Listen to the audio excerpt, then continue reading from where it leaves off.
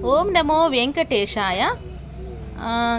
వెంకటేశ్వర స్వామి 7 శనివారాల వ్రతంలో ఈరోజు 3వ రోజు అనమాట. మా ఇంట్లో ఇట్లా దేవుడి పటాలకన్నిటికీ ఇట్లా గంధం పుష్పం కుంకుమలతో ఇట్లా పూజ అనేది ఫస్ట్ దేవుడికి చేసుకోవడం జరిగింది. ఎందుకంటే మన ఇంట్లో ఎప్పుడైనా సరే పూజ చేసుకున్నప్పుడు, ప్రత్యేకమైన పూజలు చేసినప్పుడు మనం రోజు చేసే పూజల్ని ఫస్ట్ చేసిన తర్వాత మనము ప్రత్యేకమైన పూజలు చేస్తాం కదా, అది సెకండ్ చేయాలంట. సో నేను మా ఇంట్లో అయితే ఇట్లా ఫస్ట్ దీపారాధన అయితే చేయడం జరిగింది. అంతేకాదు మా ఇంట్లో ఎప్పటికీ ప్రతిరోజు దీపారాధన అయితే ఖచ్చితంగా జరుగుతుంది. మా అమ్మ నాన్న వాళ్ళు కాశీకి వెళ్ళిరు అనమాట ఒక 10 సంవత్సరాల క్రితం. అప్పుడు మా ఇంట్లోకి శివలింగాన్ని తీసుకొచ్చిరనమాట. సో ఆ రోజు నుంచి కాశీ నుంచి తెచ్చిన శివలింగానికి ప్రతిరోజు దీపం ధూపం నైవేద్యంతో పాటు అభిషేకం మాత్రం ఖచ్చితంగా జరుగుతుంది అనమాట. అంటే శివుడికి ఏ ఇంట్లో అయితే శివలింగానికి ప్రతిరోజు అభిషేకం జరుగుతుందో ఆ ఇంట్లో సుఖ సంతోషాలు భోగభాగ్యాలు అష్టైశ్వర్యాలు అనేవి నిండుగా ఉంటాయంట. అది మన హిందూ పురాణంలోనే ఉంది. సో అట్లా అని ఇంకా ప్రతిరోజు మా ఇంట్లో దీపారాధన అయితే జరుగుతుంటాం. ఇప్పుడైతే మేము వెంకటేశ్వర స్వామి పటానికైతే మంచి గంధం పుష్పం వస్త్రం మళ్ళీ పూలమాలలతో ఇట్లా అలంకరించుకున్నాము. ఫస్ట్ ఒక పీట పెట్టి పీట మీద మంచి గంధంతో దేవుడిని ఇట్లా పటాన్ని పూజించి పెట్టినామన్నమాట. ప్రత్యేకించి మంచి కొత్త వస్త్రాన్ని అయితే ఖచ్చితంగా వేసి దానిపైన అది బియ్యం వేసి పక్కన చెంబులో వాటర్ పెట్టి అట్లా పెట్టుకోవడం జరిగిందనమాట. దీనివల్ల ఏమంటే కలశారాధన అనేది మన హిందూ ధర్మం ప్రకారం ఎప్పుడు ఏ పూజ చేసినా కానీ కలశంలో ఫస్ట్ వాటర్కి అంటే పంచోపచారాలతో చేయాలంట. తర్వాత ఆ వాటర్ అనేది గంగా నీటితో సమానం అవుతుందంట. ఆ తర్వాత ఆ వాటర్ తోటి దేవుడి విగ్రహాలన్నిటిపైన ఇట్లా మన పైన కూడా వాటర్ జల్లుకోవనంట. ఏంటంటే మొత్తం పవిత్రం అంటారు కదా, ఆ గంగా జలంతో పవిత్రం చేయబడుతుందంట. సో అట్లా అని ఆ తర్వాత ఇంకా ఇట్లా పిండి దీపాలను అయితే చేయడం అయితే జరిగిందనమాట. పిండి దీపాల కోసం అని చెప్పేసి 5 రకాల వస్తువులతోటి పిండి దీపాలను స్టార్ట్ చేయాలంట. బియ్యం పిండి, తేనె, అరటిపండు, మళ్ళీ ఆవు పాలు, వీలైతే బెల్లం కూడా వేసి వాటన్నిటిని మంచిగా ఇట్లా ముద్ద కట్టుకొని పిండి అంతా ఇట్లా 7 దీపాలకు 7 ముద్దలు వేసి వాటిని ఇట్లా ఒక దీపం ప్రమిదల్లాగా ఇట్లా తయారు చేసుకోవాలన్నమాట. ఇట్లా తయారు చేసుకున్న తర్వాత వీటిని మంచిగా ఇట్లా గంధం అది కుంకుమతోటి మంచిగా అలంకరించుకోవాలన్నమాట. ఆ భగవంతుడిని ఎంత మనము ఆరాధించుకుంటామో అట్లాగే నిజంగా చెప్పాలంటే వెంకటేశ్వర స్వామి శ్రీ మహావిష్ణువుకి అలంకార ప్రియుడంట. మనం ఎంత అలంకరిస్తే ఆ భగవంతుడికి అంత సంతోషం పడతాడంట. అలంకరణ మరియు నామస్మరణ ఈ రెండే ఆ వెంకటేశ్వర స్వామికి అత్యంత ప్రీతికరం అంట. అందుకని చెప్పేసి ప్రతి ఒక్క దీపపు ప్రమిదలకి ఇట్లా పిండి ప్రమిదకి ఇట్లా మంచిగా వెంకటేశ్వర నామాలు గంధంతో పెట్టి నేను ఇట్లా కుంకుమతోని మళ్ళీ నామాన్ని పెట్టడం జరుగుతుంది. నాకైతే చాలా మంచిగా అనిపిస్తుంది. నేను ఇది చేసుకోవడం మేము 3వ వారము. నేను మా వదిన మంచిగా పొద్దున్నే 4:15కే లేచి పూజ చేసుకోవడం, స్నానం చేసి ఇల్లంతా శుభ్రం చేసుకొని ఇంట్లో ప్రతి ఒక్క వస్తువుని మంచిగా క్లీన్ చేసుకొని ఇంకా స్టార్ట్ చేయడం అయితే జరిగింది. మేము పొద్దున 5:30కి పూజ అనేది మొదలు పెట్టినాం అనమాట. ఇట్లా అన్నీ అంతా రెడీ చేసుకోవడమే స్టార్ట్ చేసినాం అనమాట. ఇక నేనైతే ఇట్లా అన్ని కుందీలకు ఇట్లా పెట్టుకున్నా. ఆ తర్వాత పసుపు గణపతిని చేస్తున్నాను అనమాట. పసుపు గణపతి ఎందుకంటే మనం ఇంట్లో ఏ పూజ చేసినా కూడా పసుపు గణపతిని అయితే ఖచ్చితంగా ప్రతిష్ఠించుకోవాలి. అంటే మనం చేసే పూజలో ఎలాంటి ఆటకం జరగకుండా అండ్ మన జీవితంలో కూడా సమస్తమైన శుభాలు చేకూర్చడానికి ఆ సంకట విమోచక శ్రీ గణపతిని మంచిగా పూజించుకోవాలి. అట్లా అని చెప్పేసి నేను గణపతిని అయితే ఇట్లా తయారు చేయడం అయితే జరుగుతుంది. అందరూ ఒక్కొక్క రకంగా చేస్తుంటారు. నేనైతే ఇట్లా మన గణపతి మొహం లాగా తయారు చేసిన, ఇక్కడ చెవులు మధ్యలో తొండం లాగా ఇట్లా చేయడం అయితే జరిగింది. అంటే మనము చేసే రూపం ఏదైనా కానీ గణపతికి సంబంధించే కాబట్టి గణపతిని అయితే ఇట్లా తయారు చేసుకొని దానికి ఇట్లా గంధం కుంకుమతోటి ఇట్లా అలంకారం అయితే వేసుకున్నా. ఆ తర్వాత ప్రతి ఒక్క దీపపు కుందీలో కూడా ప్రత్యేకించి ఆవు నెయ్యితోనే దీపారాధన చేయాలంట. అందుకని అన్నిట్లోనూ ఆవు నెయ్యిని అయితే వేయడం జరిగింది. ఇట్లా ఫస్ట్ అయితే పీట మీద తమలపాకులు పెట్టి ఆ తమలపాకుల మీద ఇట్లా దీపపు కుందీలను పెట్టడం జరిగింది. ఇవన్నీ ఇప్పుడు చూపిస్తున్నాను కదా.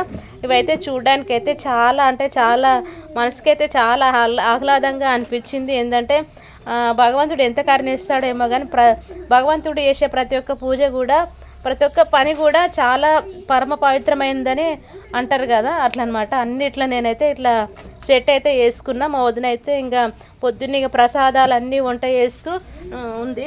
తన ప్రసాదాలు చేస్తుంటే నేను ఈ చిన్న చిన్న పనులన్నీ నేను ఇట్లా చేసి భగవంతుని ముందు ఇట్లా సెట్ చేసినాం అనమాట. ఆ తర్వాత వెంకటేశ్వర స్వామిది చిన్న ప్రతిమ ఉండే, అది పెట్టుకున్నాము. వీటన్నిటిలోనూ మంచి తేనె మంచి నెయ్యిగా పెట్టుకున్నాం అనమాట. ఇట్లా అది దీపం వెలుగుతున్నంతసేపు ఆ స్మెల్ అయితే చాలా అంటే చాలా బాగా నచ్చింది. వెంకటేశ్వర స్వామికి ఎంతో ప్రీతికరమైనట్టు అంటే నెయ్యి దీపాలు, ఇంకా పులిహోర దద్దోజనం అయితే పెట్టినాము ఈరోజు. మళ్ళీ కొబ్బరికాయ కొట్టినాము, అంటే 3 దీపాలు 3 పెట్టినాము. అండ్ పండ్లు కూడా స్ట్రాబెర్రీస్ అనుకోకుండా పెట్టడం జరిగింది. అంటే భగవంతుడికి సమర్పించాలంటే మనం తినే ప్రతి వస్తువు కూడా భగవంతుడికి అర్పితం చేయాలి కాబట్టి ఇంకా ఈరోజైతే స్ట్రాబెర్రీస్ అయితే ఈరోజుకు ఎక్స్ట్రాగా తీసుకురావడం జరిగింది. అన్నీ అట్లా పెట్టుకుంటున్నాము. మా వదిన అన్నీ సెట్ చేస్తుంది. పక్కన జాంపండు, స్ట్రాబెర్రీస్, అట్లా అరటి పండ్లు, ఇట్లా 3 రకాల పండ్లు ఉన్నాయి అన్నమాట. ఇదేమో పులిహోర దద్దోజనము. ఇప్పుడైతే ఇంకా సపోటా పండు కూడా ఉంది. వీటన్నిటిని ఇట్లా అయితే సెట్ చేసుకుంటున్నాము. ప్రత్యేకించి నాకైతే ఇంకా చాలా అంటే చాలా హ్యాపీగా అనిపించింది భగవంతుడి పూజ చేసుకోవడం అయితే. ఇంకోటి ఏంటంటే ప్రతి ఒక్క దీపపు ప్రమిదలో 7 ఒత్తులు వేసి దీపాన్ని వెలిగించాలన్నమాట. అందుకని చెప్పేసి 7 ఒత్తులతో ఒక్కొక్క బియ్యపు పిండితో చేసినటువంటి దీపపు ప్రమిదల్లో అన్ని ఒత్తులు వేస్తుందన్నమాట మా వదిన. నేను కంప్లీట్ వీడియోనైతే మీకు షేర్ చేసుకుంటున్నాను. ఎందుకంటే ప్రత్యేకించి కొత్తగా చేసుకోవాలనుకున్న వాళ్ళకు కొంతగా తెలియదు కాబట్టి నాకు తెలిసినంత వరకు, నాకున్న పరిజ్ఞానం వరకు నేను కంప్లీట్ డీటెయిల్స్ అయితే మీకు ఇప్పుడు షేర్ చేసుకుంటున్నాను. ఇంకా ఇప్పుడైతే ప్రతి ఒక్క దాంట్లో ఇట్లా ఒత్తులు అయితే వేస్తుంది. మా అన్నయ్య అయ్యప్ప దీక్షలో ఉన్నాడు కదా, మేము ఇంతకన్నా మంచి రోజులు అనేవి ఉండవని అనిపించింది. అంతేకాదు ధనుర్మాసం అనేది శ్రీ మహావిష్ణువుకి చాలా ప్రీతికరమైన మాసం అంట. మాకు తెలియకుండానే మేము ధనుర్మాసంలోనే స్టార్ట్ చేసినాము. ఇది 3వ వారము. ఈ 3 వారాల్లో కూడా భగవంతునిది ఏదో కొంతైనా మాకు ఏదో అనుగ్రహం అయితే ఉందని అయితే అనిపిస్తుంది. అయితే లాస్ట్ వీక్ మేము చేసుకున్నాము. అయితే అందులో ఏంటంటే శ్రీ మహావిష్ణువు వెంకటేశ్వర స్వామి ఏదో ఒక రూపంలో వచ్చి మన ఇంటికి వచ్చి మనం పెట్టిన ప్రసాదాన్ని స్వీకరిస్తాడంట. ఎవరి రూపంలోనో వచ్చి అనుకోకుండా ఒక ముస్లాం వచ్చింది. మేము పూజ చేసి ఇట్లా బయటకు జరగంగానే అంతా ఆమె రాగానే ఇంకా మేము ప్రసాదం అయితే ఆమెకి ఇవ్వడం జరిగింది. మాకైతే చాలా అంటే సంతోషంగా ఉంది. ఏంటంటే ఆ వెంకటేశ్వర స్వామి మా పూజల్ని స్వీకరించడానికి ఏదో ఆ రూపంలో వచ్చిండని చెప్పేసి తర్వాత నేను మా వదిన అయితే చాలా అంటే చాలా మురిసిపోయినాం. అంటే భగవంతుడు మా పూజల్ని చూస్తున్నాడు, మా పూజల్ని తను ఒప్పుకుంటున్నాడని చెప్పేసి అయితే మాకైతే చాలా సంతోషం అనిపించింది. ఈ వారం ఏం జరుగుతుందోనైతే చూడాలి. మళ్ళీ వారం మీకు దానికి సంబంధించిన కూడా మీకు షేర్ చేసుకుంటాను. ఇట్లా దీప ప్రమిదలకు ప్రతి ఒక్కదానికి ఇట్లా మంచిగా చామంతి పూలతోటి అలంకారం చేస్తుంది.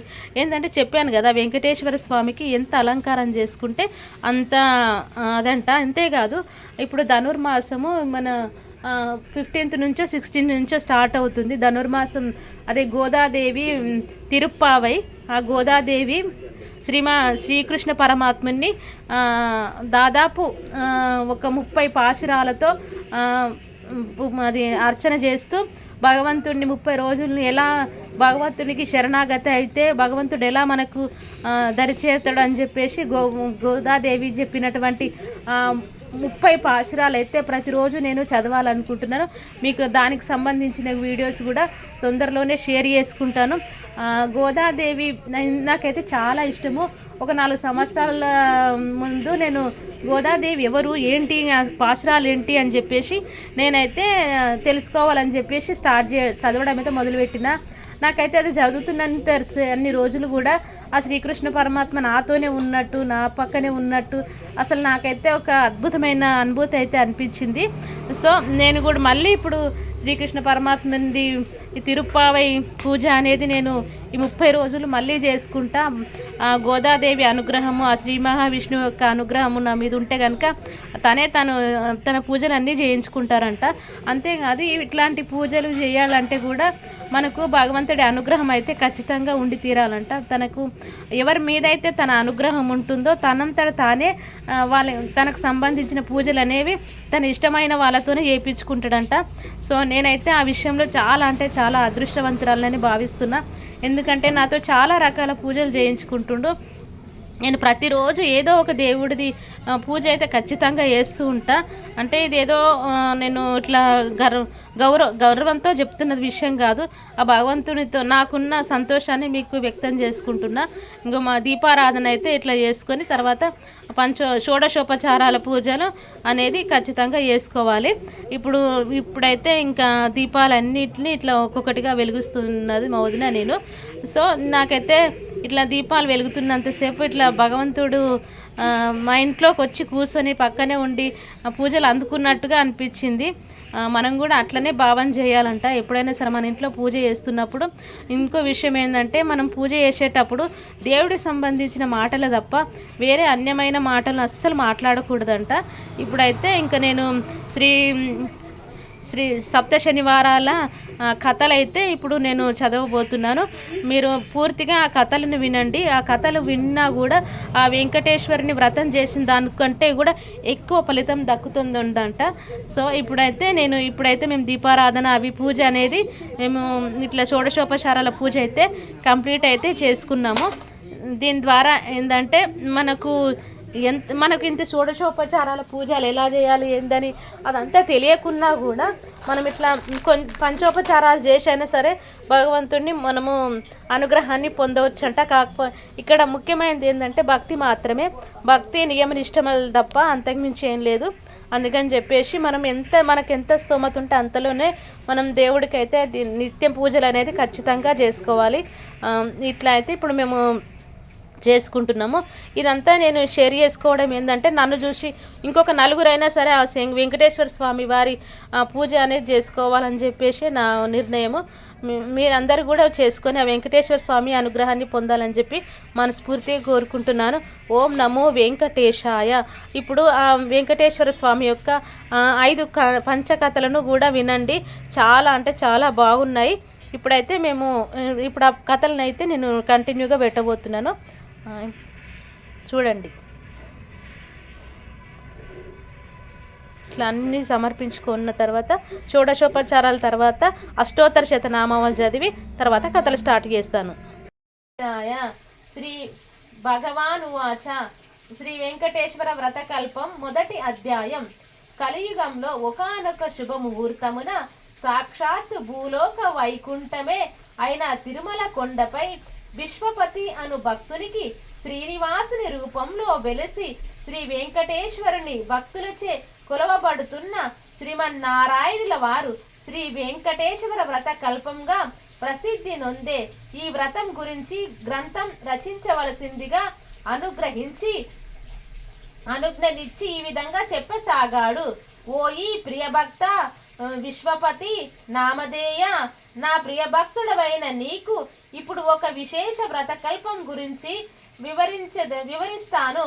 ఈ వ్రతం నాకు అత్యంత ప్రియమైనది, అందరూను ఆచరించుటకు ఎంతో సులభతరమైనది. కలియుగంలో మానవులు తమ పూర్వ జన్మ ఫలాలను అనుభవిస్తూ తిరిగి అనేక పాప కర్మలను లొసగిస్తూ అనేక కష్టాల పాలవుతున్నారు. వీరిలో నా భక్తులైన కొందరు వారి వారి కష్టాలను నివారించుకోవలసిందిగా నన్ను వేడుకుంటున్నారు. ఎన్నో వాయ ప్రయాసల కోర్చి తిరుమల యాత్ర చేసి నన్ను దర్శించుకుంటున్నారు. నా భక్తులంటే నాకు అత్యంత ప్రియం. నా మీదే పూర్తి భారం వేసి ధర్మ పదంలో జీవితం గడిపే వారి బాధ్యత నేనే వహిస్తాను. ఇప్పుడు నేను వివరిస్తున్న ఈ వ్రతం శ్రీ వెంకటేశ్వర వ్రతకల్పం అనే పేరుతో ప్రసిద్ధి పొందగలదు. ఈ వ్రతం నాకు అత్యంత ప్రియమైనది. ఈ వ్రతాన్ని భక్తి శ్రద్ధలతో ఎవరైతే ఆచరిస్తారో వారి బాధలన్నీ తక్షణం నివృత్తి కాగలవు. ఈ వ్రతము ఎవరైనను ఎప్పుడైనను ఆచరించవచ్చును. ప్రత్యేకించి మార్గశిర మాఘ కార్తీక మాసముల యందు గాని, పౌర్ణమి, పంచమి, సప్తమి, ఏకాదశి తిథుల యందు గాని, శ్రావణ స్వాతి నక్షత్రముల రోజు యందు గాని ఆచరించిన మిక్కిలి ఫలదాయకములు. ఈ కలియుగంలో నా భక్తులైన మీరు అనుభవిస్తున్న కష్టాలన్నీ నాకు తెలుసు. మీకు ఎప్పుడు ఏ కష్టం కలిగినా, ఏ ఆర్థిక సమస్యలు గాని, ఆరోగ్య సమస్యలు గాని, ఉద్యోగ వ్యాపార సమస్యలు గాని కలిగి మనశ్శాంతి లేనప్పుడు ఈ వ్రతం ఆచరించిన ఎడల తక్షణమే ఆ కష్టాలన్నీ తొలగిపోవును. మరియు మీరు మీ ఇంట ఏ శుభకార్యం తలపెట్టినను ఈ వ్రతం ఆచరించిన ఎడల ఆ శుభకార్యాలు నిర్విఘ్నంగా జరిగి 1000 రెట్లు శుభప్రదము కాగలదు. ఈ వ్రతం ఆచరించిన వెంటనే సకల సుఖశాంతులు అష్టైశ్వర్యములు లభించగలవు. ఉదయమున గాని సాయంకాలమునందు గాని ఈ వ్రతం ఆచరించవచ్చును. ఈ వ్రతం 5 అధ్యాయములతో కూడినది. ఈ 5 అధ్యాయములను భక్తితో పఠించవలను. మీ స్వగృహమునందు గాని, వసతి గృహమునందు గాని, నా ఆలయమునందు గాని, ఏ పుణ్యక్షేత్రమునందు గాని, నదీ తీరమున గాని ఈ వ్రతం ఆచరించవచ్చును. మీరు వీలైన ఎడల మీ బంధుమిత్రులందరినీ ఆహ్వానించి ఈ వ్రతం ఆచరించుట మిక్కిలి శ్రేయోదాయకం. ఈ వ్రతం ఆచరించిన వారికి, విన్న వారికి, ప్రసాదమును భక్తితో స్వీకరించిన వారికి అష్టైశ్వర్యములు కలుగును. ఈ వ్రతము పూర్వకాలములో నా ప్రియ భక్తులైన ఎందరో మునీశ్వరులు ఆచరించి ఎన్నో దివ్యాశీస్సులు పొందినారు. భూలోకవాసులైన మీ అందరికీ ఈ వ్రతం మిక్కిలి ఆనంద ప్రదాయమును, అనేక శుభములను కలుగజేయును.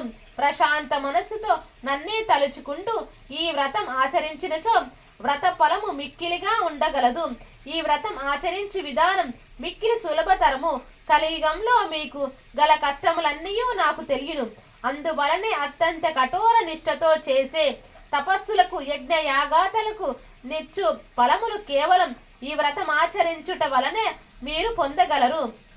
ముందుగా ఈ వ్రతం ఆచరించు ప్రదేశమును చక్కగా శుభ్రపరచుకొనవలెను.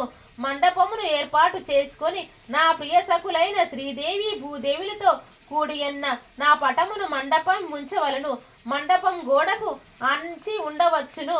మీకు ప్రియమైన ఇతర దేవతల పటములు కూడా ఉంచుకోవచ్చును. నవగ్రహ దేవతలను, అష్టదిక్పాదులను ఆవాహనం చేసుకోవలేను. లేదా వారందరికీ మనస్సులోనే నమస్కరించుకోవచ్చును. ముందుగా పసుపు వినాయకుడిని పూజింపవలను. అటు తర్వాత ఈ వ్రతము అందలి 5 అధ్యాయములు భక్తి శ్రద్ధలతో పఠించవలను. ఇదియే ప్రథమాధ్యాయము. మిగిలిన 4 అధ్యాయములు నాకు అత్యంత ప్రీతిపాత్రములైనవి. విశ్వామిత్ర, వశిష్ఠ, భరద్వాజ, అత్రి మునీశ్వర ప్రవరించిన ఈ 5 అధ్యాయములు పఠించిన తర్వాత నాకు ప్రియమైన స్తోత్రములు పఠించవచ్చును.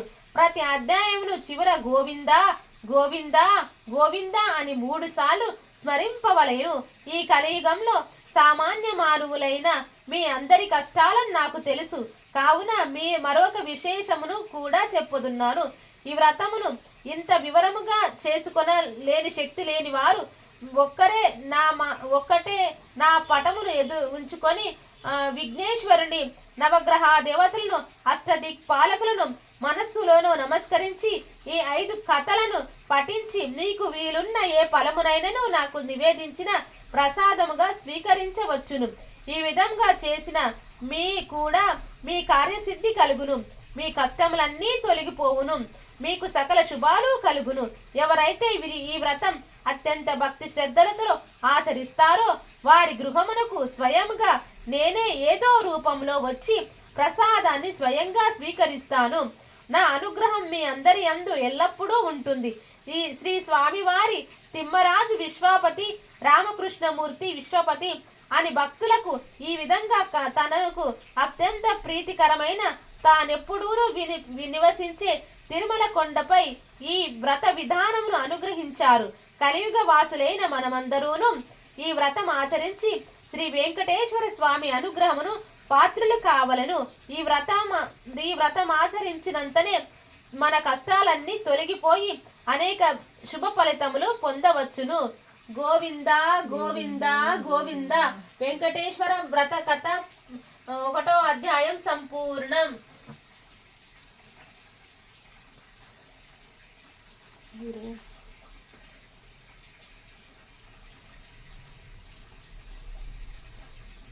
శ్రీ వెంకటేశ్వర వ్రతకల్పం 2వ అధ్యాయం. శ్రీ విశ్వామిత్ర ఉవాచ. ఈ అధ్యాయమును మనకు మహాతపస్సంపన్నులైన సాక్షాత్తు శ్రీ విశ్వామిత్రుల వారు అనుగ్రహించారు. ఓ కలియుగ వాసులారా, శ్రీనివాసుని ప్రియభక్తులారా, మీరు ఆచరిస్తున్న ఈ శ్రీ వెంకటేశ్వర వ్రతకల్పం అతి పవిత్రమైనది, మహామహిమాన్వితమైనది. కలియుగంలో ఆ శ్రీమన్నారాయణ్ణి కరుణా కటాక్షములు పొందడానికి మిక్కిలి సులభ మార్గము. పూర్వకాలమున అనేక మంది శ్రీహరి భక్తులు ఈ వ్రతమాచరించి తమ తమ అభిష్ట సిద్ధి పొందియున్నారు. ఇంత సులభతరమైన వ్రతకల్పము మనకు అనుగ్రహించిన ఆ వెంకటేశ్వర స్వామి వారికి ముందుగా మనమందరమును నమస్కరించుకోవలెను. పూర్వకాలమున మగధ సామ్రాజ్యంలో విష్ణు చిత్తుడనే శ్రీహరి ప్రియభక్తుడు ఉండేవాడు. అతనికి 9 మంది స్త్రీ సంతానము కలిగిరి. ఎంతో పాండిత్యమును కలిగినను మిక్కిలి పేదరికంతో బాధపడుచుండేడివాడు. విష్ణు చిత్తుని భార్య తారామతి ఎల్లప్పుడూ శ్రీమన్నారాయణ్ణే ప్రార్థిస్తూ ఉండేది. అప్పుడప్పుడు వివాహాది శుభకార్యాలు పౌరోహిత్య కార్యక్రమంలో దక్షిణగా వచ్చేడి కొద్ది సొమ్ముతో ఎంతో కష్టాలు పడుతూ కాపురం సాగిస్తున్న ఆ దంపతులు కుమార్తెలకు యుక్త వయసు సమీపించి తారామతికి ఎప్పుడు వీరి వివాహం ఎట్లు జరిపించవలెనా అని చింతగా ఉండేడిది. ఆ శ్రీనివాసుడే ప్రార్థిస్తూ కాలం గడుపుతుండేడి వారు. శ్రీ శ్రీనివాస భక్తులారా, ఆశ్రిత జన రక్షకుడైన శ్రీ వెంకటేశ్వర స్వామి వారికి తన భక్తులన్న అపార ప్రియమని మనందరికీ తెలిసినదే కదా. ఆనాడు మాఘ పౌర్ణిమ ఉదయాన్నే ఒక వృద్ధ బ్రాహ్మణుడు విష్ణు చిత్తిని ఇంటి తలుపు తట్టాడు. అయ్యా, నేను వంగదేశపు వాసిని. ఒక యజ్ఞం నిమిత్తం వెళుతూ దారి మధ్యలో ఈ దేశం వచ్చాను. దయచేసి ఒక్కరోజు మీ ఇంట్లో ఉండనిచ్చినచో తిరిగి రేపు ఉదయాన్నే వెళ్ళిపోతాను అని విష్ణు చిత్తుని అర్థించాడు. అందులకు విష్ణు చిత్తులు, స్వామి, అంతకు మించిన అదృష్టం మాకేమున్నది? అదిది సాక్షాత్తు శ్రీమన్నారాయణతో సమానమని మన పురాణాలు ఘోషిస్తున్నాయి కదా. తమరు ఎటువంటి సంకోచము లేకుండా మా ఇంటిలో తప్పక ఉండవలసింది అని ఆ ముసలి బ్రాహ్మణుని లోనికి తీసుకువచ్చి సపర్యాలు గావించాడు. ఆ రోజు మధ్యాహ్నం భోజనానంతరం ఆ వృద్ధ బ్రాహ్మణుడు తారామతితో ఇలా అన్నాడు. ఏమమ్మా, దిగాలుగా ఉన్నావు? ఏమిటి నీ బాధ? ఏమి సంకోచించకుండా చెప్పు అన్నాడు. అప్పుడు తారామతి, స్వామి, తమరు మహా తపస్సంపన్నులు, తేజస్సులో సాక్షాత్ ఆ వైకుంఠవాసుని మాదిరిగా ఉన్నారు. మీ వద్ద దాచేదేమున్నది? నా మనోవ్యదంతా నా పుత్రికల వివాహం గురించి అని విన్నవించుకున్నది. అంతటా ఆ విప్రోత్తముడు చిరునవ్వు నవ్వి, తల్లి, నీ బాధ నేను గ్రహించితిని. నీ కష్టములన్నీ తొలగిపోయి కుమార్తెలకు శుభప్రదముగా వివాహం కలుగుటకు ఒక అద్భుత వ్రతము నీకు చెప్పుతున్నాను. ఈ వ్రతం ఆచరించిన మీ కష్టాలన్నీ పటాపంచలు కాగలవు. శ్రీ వెంకటేశ్వర వ్రతమును ఈ వ్రతం మిక్కిలి సులభతరము అని చెప్పి ఈ వ్రత విధానమంతయు దంపతులకు వివరించెను. అంతటా విష్ణు చిత్తుడు, స్వామి, మహా సంతోషం, ఇంతకు మించి మహాభాగ్యం ఏముంటుంది? ఎన్నో రోజులు ఎందుకు, శుభస్య శీఘ్రం అన్నాడు కదా మన పెద్దలు. ఈ రోజే మాఘ పౌర్ణమి, ఎంతో శుభదినము. ఈ రోజే తమరు సెలవిచ్చిన శ్రీ వెంకటేశ్వర వ్రతమును ఆచరించెదము అని విష్ణు చిత్తుల తారామతి దంపతులిద్దరూను తమ కుమార్తెలందరితో కలిసి ఆ రోజు సాయంకాలమునే బంధుమిత్రుల్ని పిలుచుకొని శ్రీ వెంకటేశ్వర వ్రతమును అత్యంత భక్తి శ్రద్ధలతో ఆచరించారు. వచ్చిన భక్తులందరూ వ్రతము పూర్తి అయిన పిమ్మట తీర్థ ప్రసాదములు స్వీకరించి తమ తమ గృహములకు వెడలిరి. అప్పుడు విష్ణు చిత్తుల వారు భార్యా సమేతముగా ఆ బ్రాహ్మణోత్తమునికి పాద నమస్కారములు గావించి తమ దంపతులు ఆశీర్వదించవలసిందిగా వేడుకున్నారు. బ్రాహ్మణోత్తముడు వ్రత తీర్థ ప్రసాదములు తానును స్వీకరించి మనోభీష్ట సిద్ధిరస్తు, శ్రీ లక్ష్మీ శ్రీనివాస కటాక్ష సిద్ధిరస్తు అని ఆశీర్వదించాడు. ఇంతలో చీకటి పడి నిద్ర సమయమైంది. అంతటా విష్ణు చిత్తులు ఆ బ్రాహ్మణునికి ఒక చిరిగిన దుప్పటిని ఇచ్చి కన్నీళ్లు పర్యాంతముగా, స్వామి, కడు పేదవాడనైన నా వద్ద ఇంతకు మించి మంచి దుప్పటి లేదు. ఈ రాత్రికి నన్ను క్షమించి దీని యందే నిద్రించవలసింది అని వేడుకున్నాడు. అందుకు ఆ బ్రాహ్మణుడు చిరునవ్వు నవ్వి, ఏమీ చింత ఉంచవలసిన చెప్పి తాను బయట బసారాలో పడుకుంటానని చెప్పాడు. కొద్దిసేపటికి అందరూను నిద్రకు ఉపక్రమించారు. రాత్రి 4వ జామున ఉరుములు మెరుపులతో పెద్ద వర్షం మొదలైంది. అంతా కటిక చీకటి గాఢాంధకారంతో కంటికి ఏమీ కనపడరాలేదు. విష్ణు చిత్తునికి బయట పడుకున్న ఆ ముసలి బ్రాహ్మణుడు ఎలా ఉన్నాడో అని బెంగగా ఉంది. కానీ ఈ గాఢాంధకారంలో ఏమి కనిపించక ఎప్పుడైనాను తెల్లవారుతుందా అని ఆ రాత్రి గడిపాడు. ఆ కుటుంబం అంతా ఇంతలో తెల్లవారింది. వాన తేలిక పడింది. బయట బ్రాహ్మణుడు ఏమైనాడో, ఎంత బాధపడుతున్నాడో అనుకుంటూ బయటకు వచ్చిన ఆ దంపతులకు అద్భుత దృశ్యం కనిపించింది. అక్కడ విప్రోత్తముడు లేడు. చెరిగిన దుప్పటి స్థానంలో పట్టు పీతాంబరం ఉంది.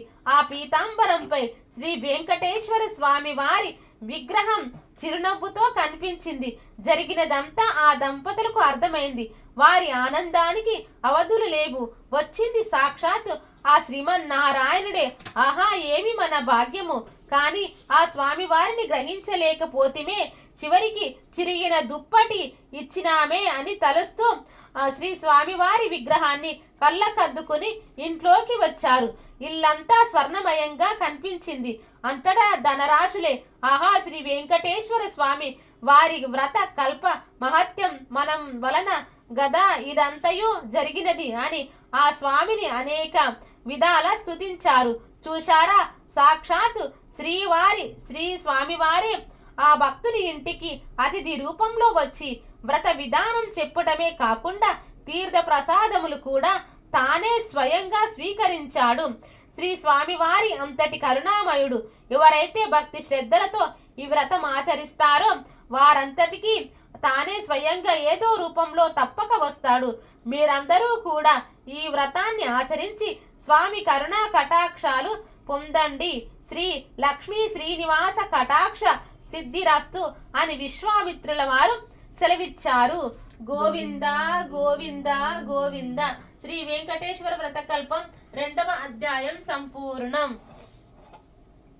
3వ అధ్యాయం. శ్రీ వశిష్ఠ ఉవాచ.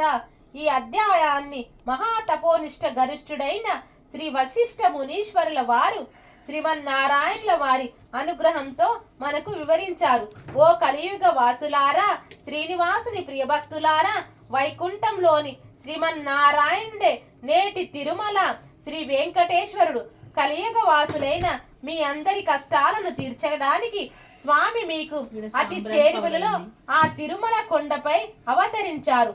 ఆ స్వామి వారిని ప్రసన్నం చేసుకోవడానికి ఈ వ్రతం మిక్కిలి సులభతరం.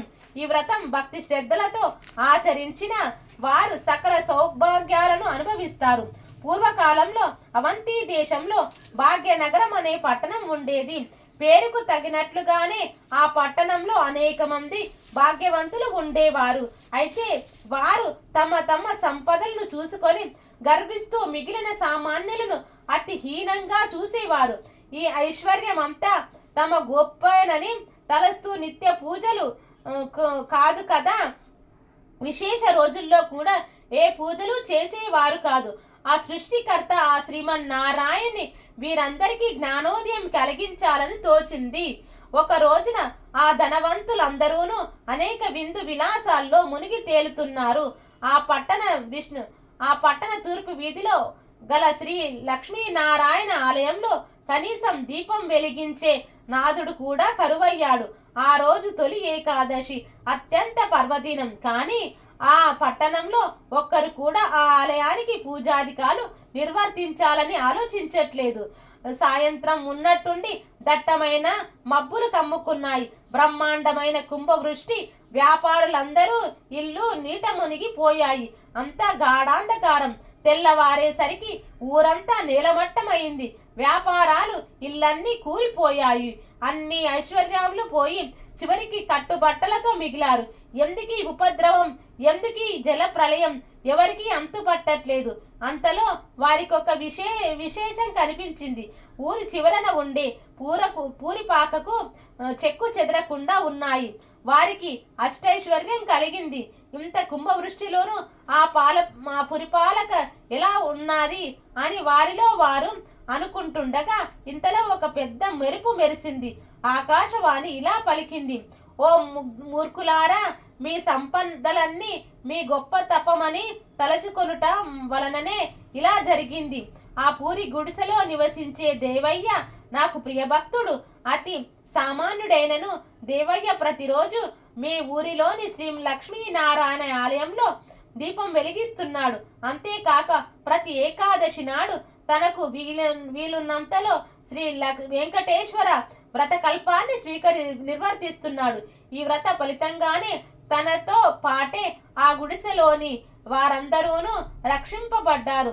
వారందరూ కూడా ఈ వ్రతం ఆచరించిన ఎడల మీ మీ ఐశ్వర్యాలు తిరిగి పొందగలరు అని వివరించెను.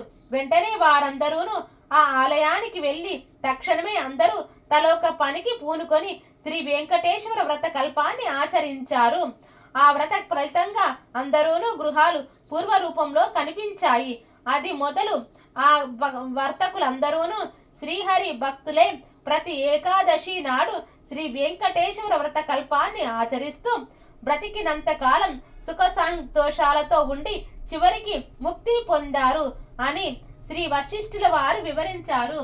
గోవింద గోవింద గోవింద. శ్రీ వెంకటేశ్వర వ్రతకల్పం 3వ అధ్యాయం సంపూర్ణం.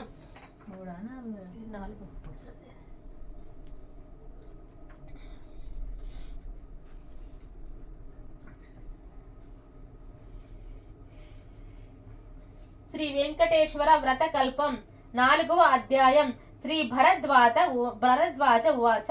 శ్రీమన్నారాయణకి అత్యంత ప్రీతికరమైనటువంటి శ్రీ శ్రీనివాస వ్రతకల్పంలోని 4వ అధ్యాయమును మహామునీశ్వరుడు శ్రీ భరద్వాజ మహర్షుల వారు ఈ విధంగా చెబుతున్నారు. ఓ కలియుగ వాసులారా, శ్రీమన్నారాయణ ప్రియభక్తులారా, మీరు ఆచరిస్తున్నటువంటి శ్రీ వెంకటేశ్వర వ్రతకల్పం అద్భుతమైనది. మీ కోరికలన్నిటినీ తక్షణమే తీర్చగల ఉపాయం శ్రీ వెంకటేశ్వరి ప్రసన్నుని గావించుకొనుటకు అత్యంత సులభతరము ఇదియే. ఈ మీ అందరూను అనుగ్రహించబడడానికి సాక్షాత్తు ఆ వైకుంఠ వాసుడే కలియుగంలో తిరుమల కొండపై శ్రీనివాసునిగా వెలిసాడు. ఎన్నో జన్మన పుణ్య ఫలం చేతగాని తిరుమల కొండపై కాలిడడం సాధ్యం కాదు. స్వామి దర్శనం సాధ్యం కాదు. ఇదే విధంగా శ్రీ వెంకటేశ్వర వ్రత కల్పము ఆచరించే సంకల్పం కలుగుట కూడా ఎంతో పూర్వజన్మ పుణ్యఫలం వలనే కాని సాధ్యం కాదు. ఆచరిస్తున్న వారు, కథలు విన్నవారు, ప్రసాదం స్వీకరించిన వారు శ్రీహరి కృపకు పాత్రులై ఎంతో మహాభాగ్యము పొందుదురు. పూర్వకాలమున నగరి అనే గ్రామంలో ధనగుప్తుడనే వ్యాపారుడు ఉండేవాడు. అతడు మహాలోభి. ఎంత అష్టైశ్వర్యములు సంపాదించినను అతని లోభమునకు అంతు లేకుండేది. ఆ ఐశ్వర్యమంతయు తన గొప్పయే అనుకొని విర్రవీగేడివాడు. ఇంతటి వారైనను ఆ అహంకారమే కదా అధోపాతాళమునకు త్రోసివేయునది. ధనగుప్తుని భార్య కాంతిమతి మాత్రం ఎంతో భక్తి శ్రద్ధలు కలిగి ఉండేటిది. వారికి 3 పుత్రికలు. చివరి పుత్రిక అయిన కుమారికి దైవభక్తి ఎక్కువగా ఉండేటిది. ఎల్లప్పుడూ ఆ శ్రీహరినే తలుస్తూ ఉండేటిది.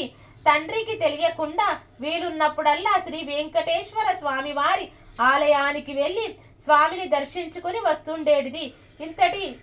ఇంటికి తిరిగి వచ్చిన ప్రసాదాన్ని అందరూ స్వీకరించిన తండ్రి మాత్రం ఎప్పుడూ తీసుకునేవాడు కాదు.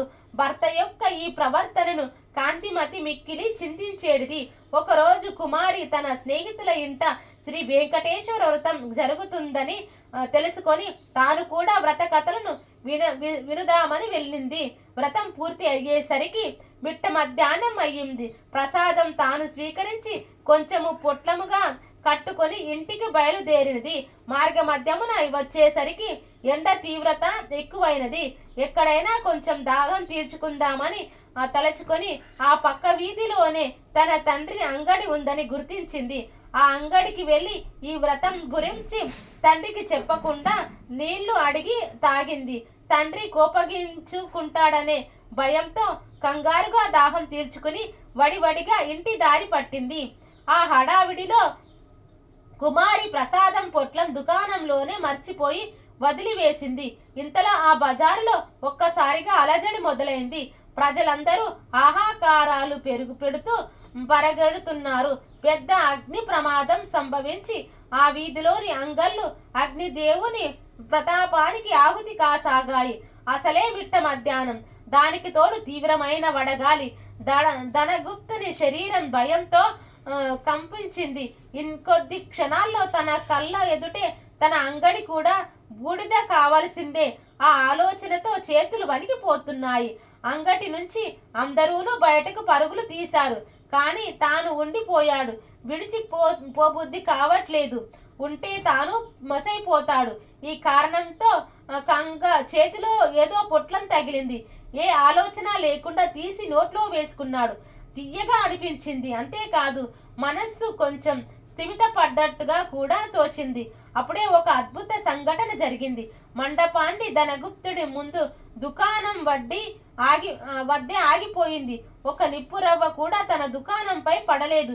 ఏమి ఈ విచిత్రం, ఏమి ఈ మాయ? ధనగుప్తుని నోటి మాట రాలేదు. ఇంతలో ఆ వీధిలో ప్రమాదం జరిగిందని ఇంటిలో తెలిసి భార్య కాంతిమతి కుమార్తెలతో సహా భయాందోళనలతో ఆ శ్రీనివాసుడే ప్రార్థిస్తూ అక్కడికి వచ్చారు. అంగడి వరకు వచ్చిన మంటలు పక్కనే ఉన్న అంగడి వద్దే ఆగిపోవడం చూసి సంభ్రమాచార్యాలకు లోనయ్యారు. అప్పుడు కుమార్తెలు తాను అంగడిలో మరిచిన పొట్లం గురించి గుర్తుకు వచ్చి ధనగుప్తుడు అంతకు ముందు తాను తిన్నది ఆ పొట్లంలోని పదార్థంగా గ్రహించాడు. కుమారి ఆ పొట్లం శ్రీ వెంకటేశ్వర స్వామి వారి ప్రసాదం అని తను వ్రతంలో పొట్లం పాల్గొనటం వల్ల అంతా వివరించింది. తాను స్వీకరించిన ఆ ప్రసాదం మహత్యం వల్లనే తాను ప్రమాదం నుంచి బయటపడినట్లు ధనగుప్తుడు గ్రహించాడు. శ్రీనివాసుని క్షమించమని చెంపలు వేసుకున్నాడు. సాయంకాలమే ఊరందరినీ పిలిచి శ్రీ వెంకటేశ్వర వ్రతకల్పం భక్తి శ్రద్ధలతో ఆచరించాడు. అప్పటి నుంచి ఆ వర్తకుడు పూర్తిగా స్వామివారి సేవలకే శేష జీవితాన్నంతా గడిపి చివరికి ముక్తిని పొందాడు. కేవలం ప్రసాదాన్ని స్వీకరించినంతటినే ఎంత ఆపద నుండి బయటపడ్డాడో చూసారా కదా. ఈ శ్రీ వెంకటేశ్వర వ్రత మహత్యం అంతటి అద్భుతమైనది. మీరందరూను వీలున్నప్పుడల్లా ఈ వ్రతం ఆచరించి శ్రీనివాసుని కృప పాత్రులు కావలసింది అని భరద్వాజుల వారు అనుగ్రహించారు. గోవింద గోవింద గోవింద. 4వ అధ్యాయం సంపూర్ణం తండ్రి. వ్రతకల్పం 5వ అధ్యాయం. శ్రీ అత్రి ఉవాచ. భూలోక వైకుంఠమే తిరుమల. తిరుమలలో సమానమైన పవిత్ర ప్రదేశం గాని శ్రీ వెంకటేశ్వరునితో సమానమైన దైవం గాని ఇంతకు ముందు లేదని ఇక ముందు ఉండబోదని పురాణాలు ఘోషిస్తున్నాయి. శ్రీనివాసునిగా వెలిసిన శ్రీమన్నారాయణునికి తన భక్తులంటే అలివిమాలిన ప్రేమ. ఎవరికైతే తన మీదే పూర్తి భారం వేసి నిత్యం తననే స్మరిస్తూ సత్ప్రవర్తన కలిగి జీవిస్తారో వారి యోగక్షేమాలు తానే వహిస్తాడు. అంతటి దివ్య దేవుని ప్రసన్నం చేసుకోవడానికి అత్యంత సులభతరమైన మార్గం శ్రీ వెంకటేశ్వర వ్రతకల్పం. ఈ అద్భుత వ్రతకల్పంలోని 5వ అధ్యాయాన్ని మహాతపస్సంపన్నుడైన శ్రీ అత్రి మహర్షుల వారు వారు ఇలా అనుగ్రహించారు. నాయనలారా, శ్రీనివాసుని ప్రియభక్తులారా, కలియుగ వాసులైన మీ అదృష్టం చెప్పవనలివి కానిది. కృత, త్రేత, ద్వాపర యుగాలతో ఏదో కఠోర నియమనిష్ఠులతో ఆచరిస్తే గాని ప్రసన్నం కాని శ్రీమన్నారాయణుడు కలియుగంలో కేవలం నామస్మరణంతోనే మిమ్మల్ని అనుగ్రహిస్తున్నాడు. ఆర్తితో పిలిచిన వారి చెంత కటాక్షం తక్షణం ఉంటాడు. అంతటి కరుణామూర్తి శ్రీనివాసుడు. తిరుమల క్షేత్రం అంతా సాలగ్రామమయమే. ఆ పవిత్ర కొండపై మీరు వేసే ప్రతి అడుగు ఎన్నో జన్మల పుణ్యఫలం. పూర్వకాలంలో కౌమారం దేశంలో మిత్రుడు అనే చాకలి ఉండేవాడు. అతడు తన కులవృత్తిని నిర్వర్తిస్తూ వీలున్నంతలో దాన ధర్మాలు గావిస్తూ ధర్మపరంగా జీవిస్తూ ఉండేవాడు. కానీ అతడి దిగులంతా తనకున్న అవిటితనమే. కాలు అవిటిది కావడం చేత ఉతికిన బట్టలు మూటలు కట్టి ఇంటింటికి తిరిగి ఇవ్వటం చాలా కష్టంగా ఉండేది. దానికి తోడు గంపెడు సంసారం. పడకపోతే పూట గడవదు. ఎల్లప్పుడూ ఆ శ్రీనివాసున్నే ప్రార్థిస్తూ ఉండేవాడు. ఏదో ఒక రోజున ఆ స్వామి తనను కర్ణిస్తాడని నమ్మకంతో జీవనం సాగిస్తున్నాడు. భక్తజన సులభుడైన శ్రీమన్నారాయణుడు ఇదంతా గమనిస్తూనే ఉన్నాడు. ఎవరికైనా వారి పూర్వజన్మ కర్మ నివృత్తి అయ్యే సమయానికి ఆ శ్రీనివాసుడే ఏదో రూపంలో వచ్చి తన భక్తులను తప్పక ఆదుకుంటాడు. ఒకరోజు సాయంకాలం నాడు రోజులాగే మిత్రుడు చాకిరేవు నుండి బట్టలు మూటతో పట్టణానికి రోజుతూ రొక్కుతూ తిరిగి వస్తున్నాడు. ఇంతలో మార్గమధ్యంలో వాడికి ఒక ముసలి బ్రాహ్మణుడు తారసిల్లాడు. సహజంగా భక్తి శ్రద్ధలు కలవాడు అవటం చేత మిత్రుడు భుజం మీద మూటలు కింద పెట్టి ఆ బ్రాహ్మణుడికి నమస్కరించాడు. అంతటా ఆ విప్రోత్తముడు, నాయనా, ఈ అవటి కాలితో ఎంతో బాధపడుతున్నావు. నీ బాధ చూడటానికి కష్టంగా ఉంది. నువ్వెంత కష్టపడుతున్నావో కదా అని అన్నాడు. అప్పుడు మిత్రుడు, స్వామి, మీరెవరో మహానుభావుడు లాగా ఉన్నారు కదా అని అన్నాడు. అప్పుడు మిత్రుడు, స్వామి, గంపెడు సంసారం భారం చేత నాకు ఈ పని తప్పటం లేదు. ఈ అవటితనం పోయే మార్గం ఏదైనా సెలవీయండి అని విన్నవించుకున్నాడు. అప్పుడు ఆ ముసలి బ్రాహ్మణుడు, నాయన, తప్పక చెప్తాను, సావధానంగా నీ విను. నీ అవటితనం పోవటమే కాకుండా నీకు అష్టైశ్వర్యాలు కలిగే వ్రతం ఒకటి చెబుతాను. వ్రతం ఆచరించిన మరుక్షణమే నీకు 1000 వరహాలు లభిస్తాయి. అయితే ఒక షరతు, ఇందులో సగం నాకు సమర్పించాలి. రేపు మళ్ళీ ఇదే సమయానికి ఇక్కడికి వస్తాను అని చెప్పాడు. అప్పుడు మిత్రుడు, స్వామి, ఇంతకు మించిన మహాభాగ్యం ఏముంటుంది? ఈ వ్రతం ఏదో ఈ రోజే ఆచరిస్తాను, సెలవీయండి అని ప్రార్థించగా ఆ బ్రాహ్మణుడు శ్రీ వెంకటేశ్వర వ్రతాన్ని అల్పాన్ని వివరంగా చెప్పాడు. మిత్రుడు రెట్టించిన ఉత్సాహంతో ఇంటికి వచ్చి ఈ విషయమంతా భార్యకు చెప్పి ఇరుగు పొరుగు వారిని ఆహ్వానించి శ్రీ వెంకటేశ్వర వ్రతాన్ని ఆచరించి తీర్థ ప్రసాదాలు తాను స్వీకరించి వచ్చిన వారందరికీ పంచాడు. ఇంతలో ఇంటి బయట ఏదో కోలాహలం వినిపించింది. మిత్రుడి కుమారుడు బయట నుంచి ఇంట్లోకి పరుగున వచ్చి, అయ్యా, రాజభటులు మీకోసం వచ్చారు. రాజుగారు నీకు కట్న కానుకలు పంపించారు అన్నాడు. ఇంతలో రాజభటులు వచ్చి మిత్రుడిని రాజుగారి ఆస్థానంలో చాకలిగా నియమించారని 1000 వరహాలు బహుమానంగా పొందారని చెప్పి మిత్రుడి చేతిలో 1000 వరహాల మూట పెట్టాడు. ఒక వారంలోనే లోపలనే వచ్చి రాజుగారి కొలువులో చేరవలసిందిగా చెప్పారు. మిత్రుడి ఆనందానికి అవధులు లేవు. వారం దాకా ఎందుకు, రేపే వెళ్ళాలి అని మూట ముల్లే సర్దుకొని మరుసటి రోజు తెల్లవారుజామునే ప్రయాణమయ్యాడు. ఈ ఆనందంలో ఆ ముసలి బ్రాహ్మణుడి సంగతే మరిచిపోయాడు. దారి మధ్యలో గుర్తుకు రాగా 1 నెల తర్వాత కలవవచ్చులే అనుకొని వెళ్ళి రాజస్థానంలో చేరాడు. రోజులు నెలలు గడుస్తున్నాయి.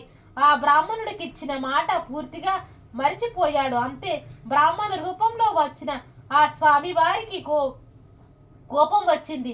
మానవ నైజం అంతే అని అనుకున్నాడు. శ్రీ స్వామివారి తన మహత్యము తెలియచెప్పాలని నిర్ణయించుకున్నాడు.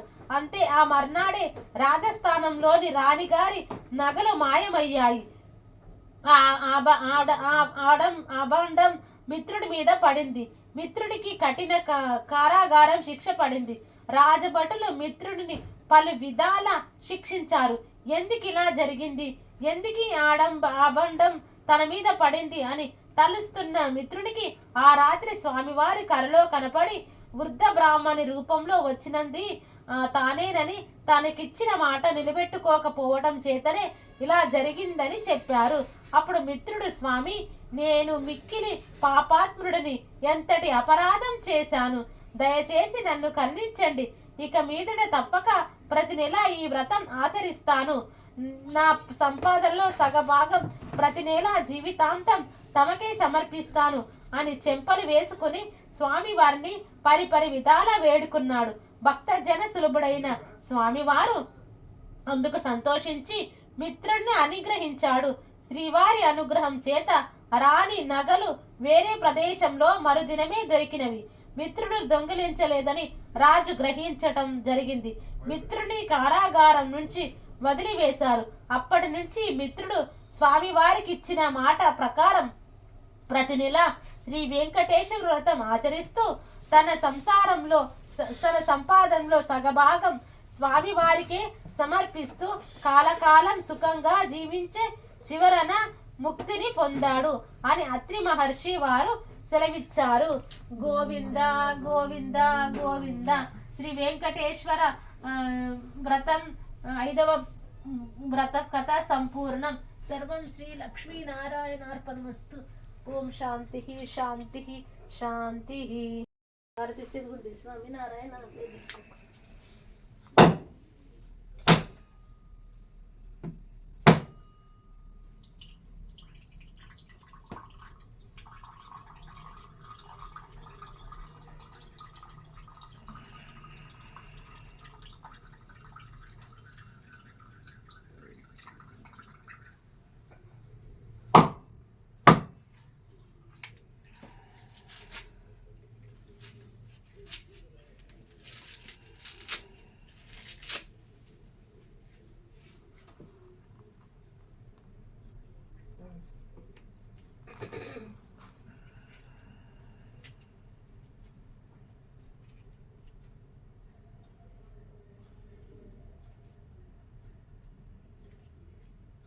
కింద పెట్టలేదు, లేకపోతే అటు అటు ఇటు అయితే కింద పెట్టు.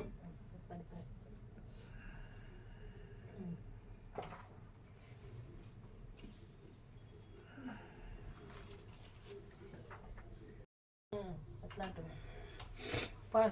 కొన్ని పూలే పెట్టుకో, కొన్ని పూలే మంచిగా పొద్దు సాలే.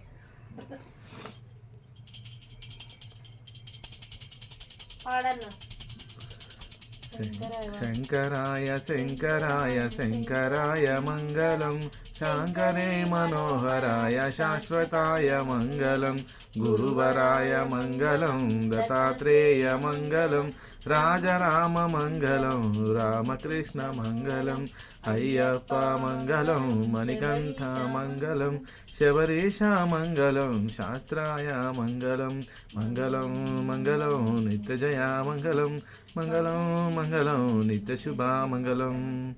రామలక్ష్మణ జానకి జై బోలో హనుమానికి.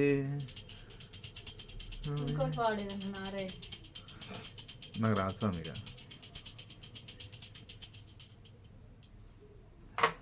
ఓం నమో వెంకటేశాయ. మహాకర్పూర నీరాజనం సమర్పయామి. కాయేన వాచేన మనసేంద్రియ బుద్ధ్యాత్మనా వాత్ ప్రకృతే స్వభావాత్ కరోమి యచ్చం సకలం పరస్మే నారాయణాయేతి సమర్పయామి. శ్రీమన్నారాయణాయేతి సమర్పయామి. ఓం నమో భగవతే వాసుదేవాయ. ఓం నమో నారాయణాయ. ఓం శ్రీ వెంకటేశ్వర స్వామినే నమః. 7 శనివారాల వ్రతాల్లో